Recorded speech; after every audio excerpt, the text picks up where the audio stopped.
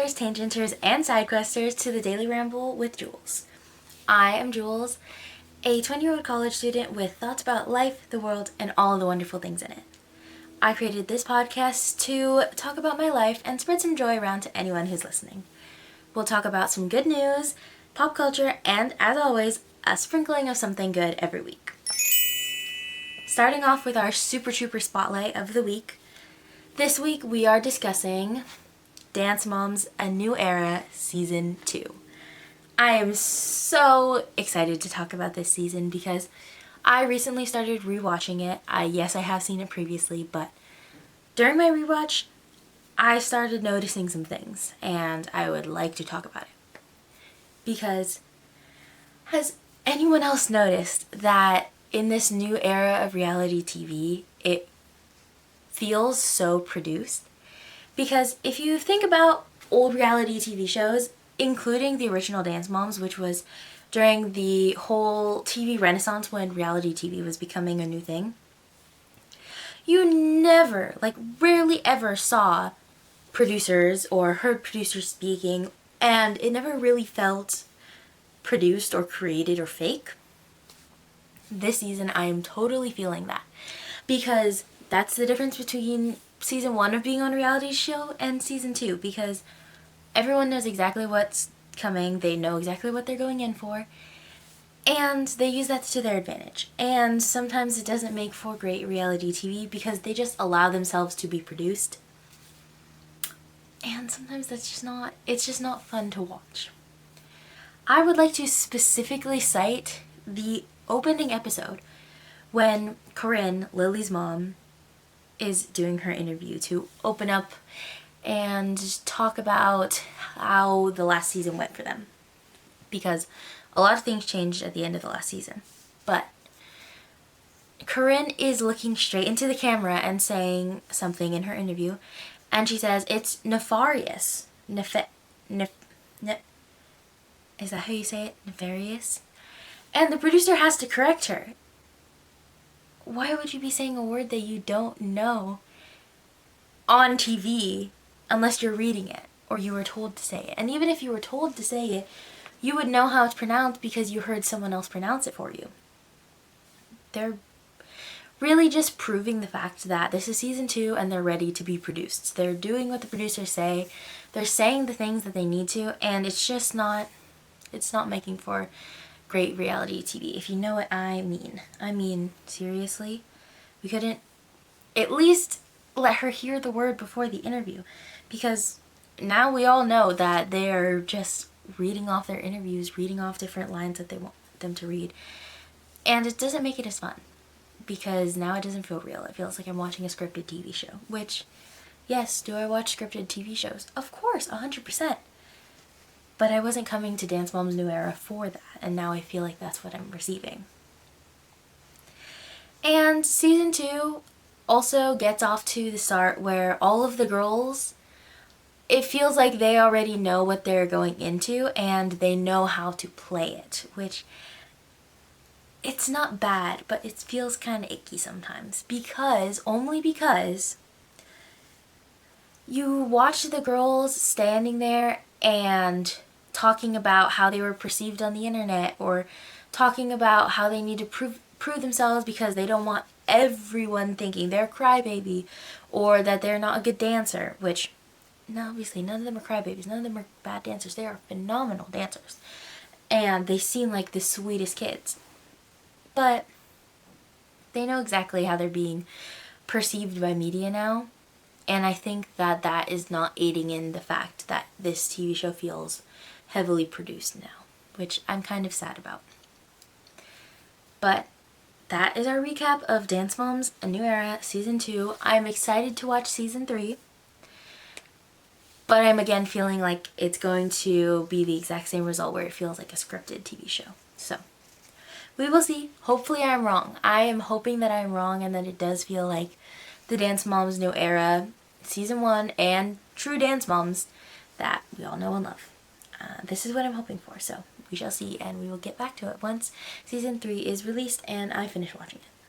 But that was our Super Trooper Spotlight of the week.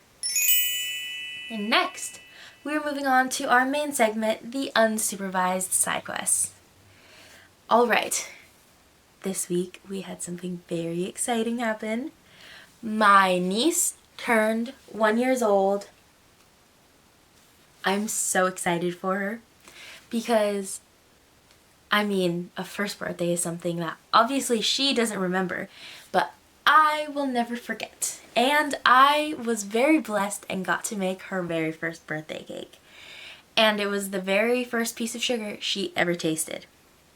She didn't like it, which was really funny because she will try anything. And she tasted the buttercream frosting and we kind of had to put it into her hand because she didn't want to pick it up, which totally understand. I mean, it's a very new texture, and if I wasn't used to it, I probably also would not want to be picking it up, but we got some on her hand and she licked it and didn't really know what to think, and she kind of made this face and looked around. I was trying to see what everyone's reaction was, and I was smiling, my mom was smiling, and her parents were smiling, and of course her grandpa, who doesn't like dessert that much, goes, ew, it's not good, it's not good. And that was all the confirmation she needed to proceed to spit it out and then try to wipe it. And her parents were trying to get her to taste it again and try some of the cake, and none of it really worked. So we have to try again, have her try sugar again. Hopefully this time it goes better. We're going to do smash cake for photo shoots, so hopefully that goes better than the original cake. But I honestly do not have very high hopes now, just because of that initial reaction to sugar. And of course I feel a little bit sad and a little bit bad because I feel like I could have done more for her first birthday and she didn't like the cake. And it's so sad because I want her to love cake so much. I want her to be able to love desserts because I love making desserts, and I feel like that's very much a love language that I have.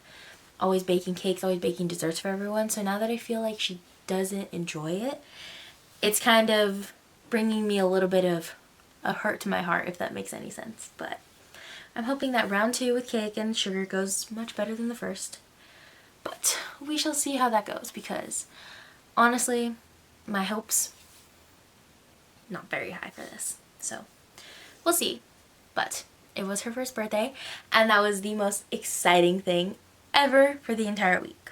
But we had a few more unsupervised side quests that I would like to discuss. I went neato hunting. I'm a little bit embarrassed because I don't like to be influenced very easily, and I know that I was influenced to go neato hunting. But I'm glad I did because as soon as I got my neato, I basically have not put it down since I got it. Just because I love always having something to do.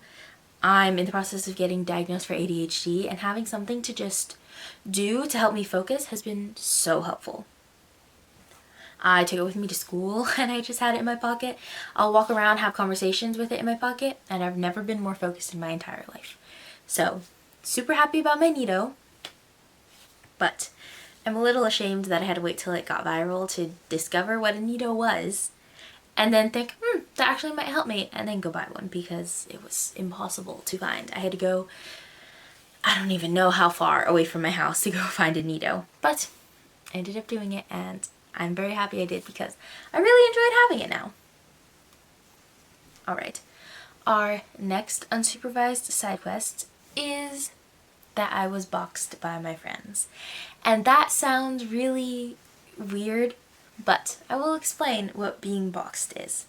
Being boxed by my 3 best friends means that one of us is going through a rough time, a little bit of stress, a hard time, anything really. And the other 3 of us decide, alright, they need some joy, they need a little bit of light in their life, so we're going to give them a box. And usually these boxes are a medium-sized gift that the other 3 of us put together of their favorite snacks, their favorite drinks, maybe a toy, a mug, a sweater, a shirt, anything that we really think would just spread some joy to them. The first time that we did it was because one of my best friends didn't pass her license test in high school, and we boxed her then, and then we boxed her a second time, and we've boxed every single person, and it was finally my turn to get boxed because I was having a rough few weeks. So I wake up from a nap to a phone call from my best friends going, "We're at your front door, come and unlock it," which was the sweetest thing ever. And they came and brought me drinks and snacks and some mugs and a few little goodies that I'm so excited to unbox in a video on It's Jules Juice. So go follow that on Instagram and TikTok. And it really just made my day because often I have felt like, oh, I'm having a hard time. But obviously no one else really sees that because I didn't get boxed, or no one thinks I need to get boxed, or no one's really recognizing that I'm having a struggle. So it was so nice to be able to get that box and just know that my friends care about me so much, which I always know, but it's so nice to be reminded of sometimes. And I'm just so grateful, so thank you guys so much. I really appreciate it because I know they're watching.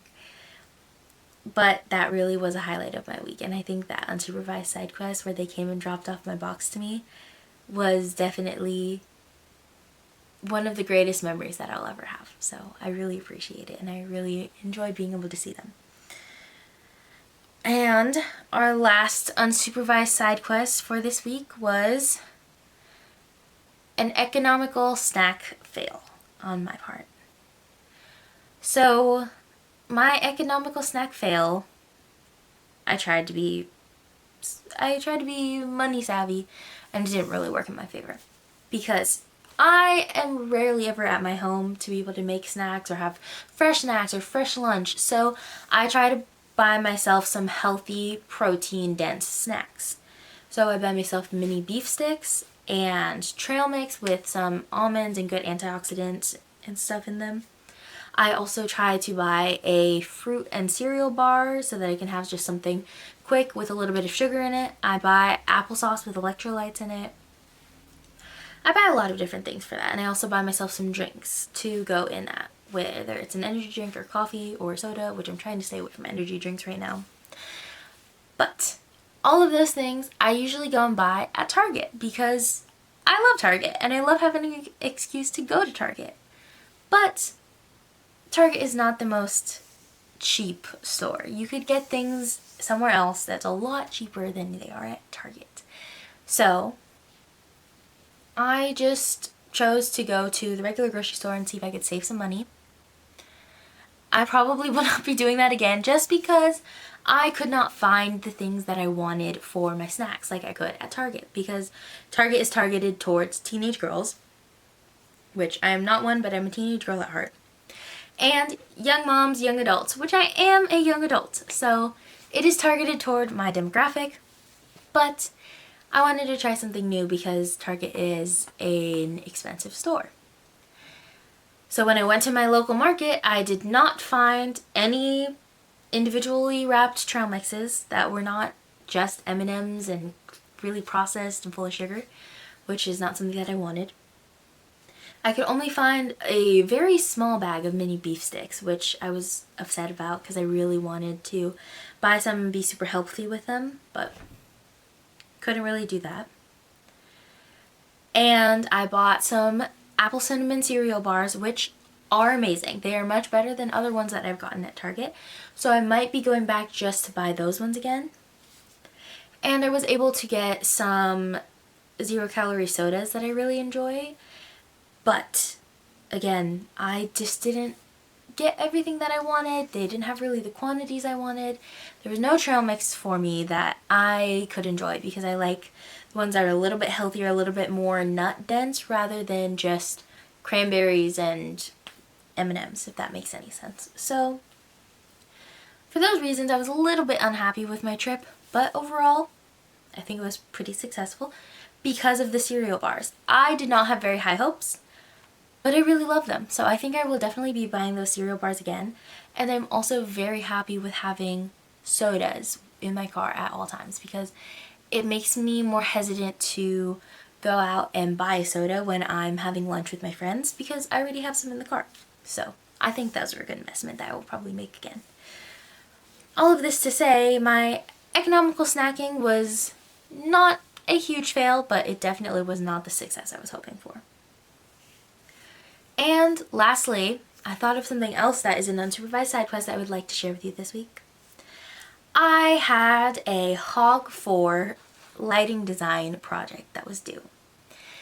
And what the Hog 4 is a lighting console that it's the 4th generation of the Hog, and it's the different models that they have because all of them have different names, and I really couldn't tell you what differences there are in them just because I'm not familiar with the other consoles that Hog makes. But I had a lighting design test / project on the Hog 4 where I had to pick a 3-minute song of my choosing and lighting design for it on a visualizer. When I tell you that this was so stressful, I was so incredibly stressed by this project because I didn't want to mess up, because I know there are so many people that are so talented that are going to be watching me do this and grading me, but also I really wanted to do well so that my professor would see that I'm learning and that I'm trying and that I'm actively learning and doing my best. Because sometimes it's really hard to prove yourself when you're not confident in your abilities. And that's something that I've been struggling with recently, where I'm feeling unconfident in my abilities, and that's causing me to want to try and take a step back when I have to be pushing forward with confidence in everything that I'm doing. So this was a very big test for me to be able to do that and push forward in confidence. And I think I definitely succeeded because I got a very good grade on this. I'm very happy about it. But now we have to rewind and talk about the actual project. Because the actual project, I decided to choose the song So Easy to Fall in Love by Olivia Dean, which I have been listening to that song on repeat, so I'm so excited about it. And I got to use a lot of very fun colors. I tried to use some warm pinks and warm reds, and then fade into some sunset yellows and purples. And all in all, I think I did a really nice job of being able to highlight the singer that I was trying to highlight during this song. But I also think that I could have done a little bit more with effects, a little bit more with color changes. And overall, I think if I was a little bit more confident, I could have done more. But in saying all of that, I'm still very, very excited that it's finished and that I got a good grade on it, because I am very happy with my work and I'm very proud of myself for my first ever lighting design job for a song. So, very proud of myself, very excited. And I got to write a paper on it, which I know a lot of people would think got to write a paper. But yes, I got to write a paper on it, and I was so excited because I don't get to use my writing skills very often in the work study program that I'm in. But being able to, and being able to explain my creative process and explain why I thought that my approach to the song was not correct, but it was creative and ingenuitive and new and fresh, was really, really fun, and it was really awesome. So I am very, very, very proud of myself for that. Alright, moving on to our next segment, which is the best thing ever. This is going to be our good news for the week, and it's just going to be something good that we sprinkle into our day. So this week's best thing ever is a British pony that was rescued from a tractor tire. Poor baby. So, in Great Britain, there was a pony that was found stuck entirely into a tractor tire, and if you could see the image, it's so, so sad because I felt so bad for this pony. They were stuck inside of the tire and rounded out and covered by the whole thing, and it was just, oh, it was so sad to watch. But I saw a picture of it after reading the article, and neighbors found the pony in the tractor tire and immediately called the animal services that are in England. Not England, but Great Britain. Apologies. So they found animal services that would come and try to help the pony. And without having to cut the tire, they somehow got the pony out and he was completely unharmed. They were able to get up and run after being a little bit disoriented. They really didn't know how long the pony had been in there, but the services said that if they would have not found the pony soon enough, or they had found the pony a little bit too late, that they didn't really know what was going to be happening with the pony. So I am so glad and so grateful that this lovely little pony has been found, praising God that it is safe as well. And that's so heroic of the neighborhood and the emergency services for this animal to be able to just come and save it unharmed. Like, that is so impressive, and that is so brave of them, and that's such a miracle, and I'm so glad for it, because everyone deserves to be safe and to be helped when they're in need. So very happy about that, and that was the best thing ever this week. Lastly, we are going to be doing our Song of the Week, which will be added into the Song of the Week playlist on Spotify for Season 1. The link will be down in the description below. So, our Song of the Week for this week is So Easy by Olivia Dean. Because, like I said earlier, I have been listening to this song 24/7, trying to get ideas from my project that I was working on. And it's just such a happy song. It's so nice to see such a confident woman proclaiming her worth and proclaiming her self-love in this kind of culture in a way that is so feminine and light. And everyone loves to hear it because they are just so overwhelmed by her talent and the storytelling that she portrays. So I am choosing So Easy by Olivia Dean for this week's Song of the Week. And I hope you go and listen to the Song of the Week playlist on Spotify. This has been a lovely episode of the Daily Ramble, Tangents and Sidequests with Jules. Follow us on Spotify, YouTube, Instagram, and TikTok at The Daily Ramble or The Daily Ramble Pod. Keep rambling and going on every ever-fulfilling side quest. We'll see you next week. Bye, Ramblers!